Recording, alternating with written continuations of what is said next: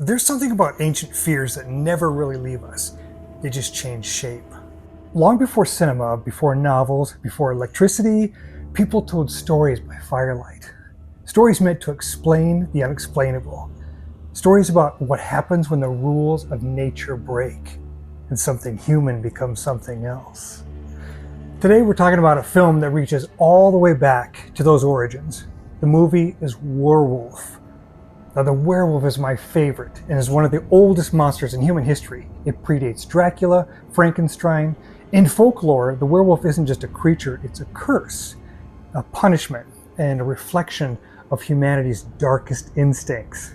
And that's exactly why Robert Eggers is the perfect filmmaker to bring this legend back to life. Eggers is known for crafting films that feel less like modern movies and more like historical nightmares.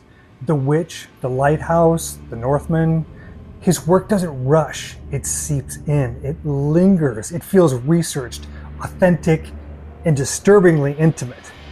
With Werewolf, Eggers returns to a medieval setting in a time where superstition ruled.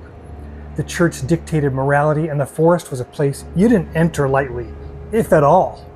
Now, Werewolf takes place in 13th century England, a brutal and unforgiving landscape where survival depends on obedience, faith, and fear. A village is being stalked, livestock are slaughtered, people vanishing. But what makes this story unsettling isn't just the monster, it's the suspicion. In a world without science, without answers, anyone could be guilty. Your neighbor, your priest, even yourself. Eggers doesn't treat the werewolf as a simple horror trope. This is folk horror, a genre rooted in dread, atmosphere, and the collapse of social order. The horror comes not just from claws and teeth, but from paranoia, isolation, and belief. Now, leading this film is Aaron Taylor Johnson, an actor who's quietly built a career balancing physical with intensity, emotional depth. From blockbuster action to darker, more introspective roles, Taylor Johnson has the range needed for a character who may be both victim and threat.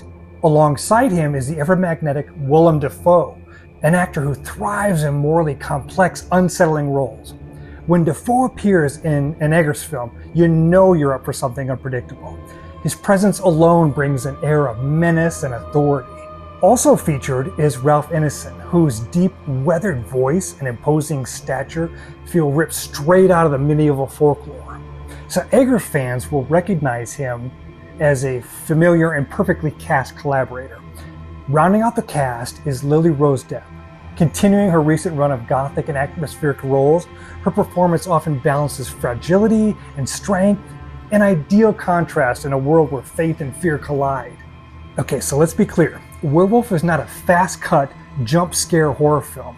This is folk horror, psychological horror, historical drama.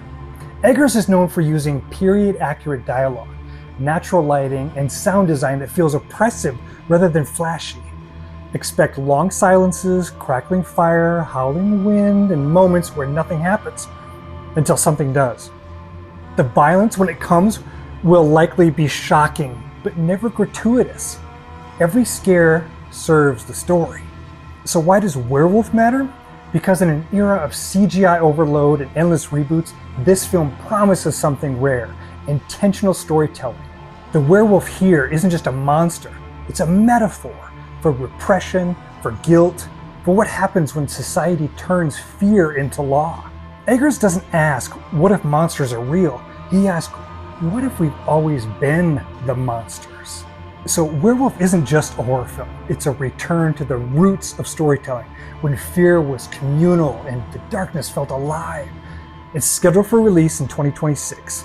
And if Robert Eggers delivers what his track record promises, this may become one of the most haunting cinematic experiences of the decade. Because some legends don't die, they just wait for the next full moon. This is Scaredy Chats. Face your fears.